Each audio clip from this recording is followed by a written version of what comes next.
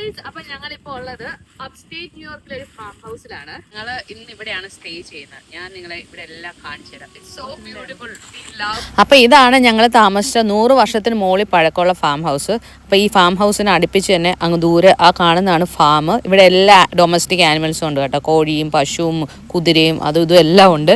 പിന്നെ ഈ ഫാം ഹൗസിന്റെ ബാക്കിലായിട്ട് നല്ല രസമുണ്ട് കേട്ടോ. ഇവിടെ ഇങ്ങനെ പോയി കഴിയുമ്പോൾ വേറൊരു കാഴ്ച ഞാൻ നിങ്ങളെ കാണിച്ചു തരാം. This house is in the Canada border. ആ സ്റ്റോണിന് അപ്പുറത്തോട്ട് കാനഡയാണ്. ഇനി നമുക്ക് ഞങ്ങളുടെ എയർബിഎൻബി വീടിന്റെ അകത്തോട്ട് കയറാം. മീൻസ് ഓണറിന്റെ എൻട്രൻസ്, ഇത് ഗസ്റ്റ് എൻട്രൻസ്. ഇവിടെ കുറച്ച് ഇതൊരു 100 വർഷം പഴക്കമുള്ള വീടാണല്ലോ. ഭയങ്കര സ്റ്റീപ്പായിട്ടുള്ള സ്റ്റെപ്സ് ആണ് കേട്ടോ. തുറക്കാം. This our house for 2 days.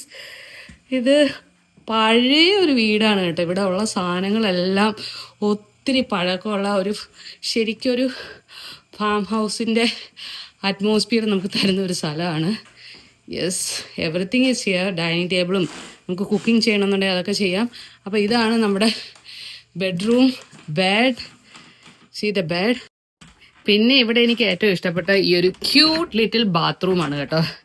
See, ഒരു പഴയ ഒരു വാഷ്റൂം, ബട്ട് എവിടെയൊക്കെ ഞാൻ ഇംഗ്ലീഷ് സിനിമയിൽ കാണുന്ന പോലത്തെ ഒരു ചെറിയ ഒരു ബാത്റൂം. അപ്പോൾ ഇതാണ് ഞങ്ങളുടെ ഫാം ഹൗസ് സ്റ്റേ.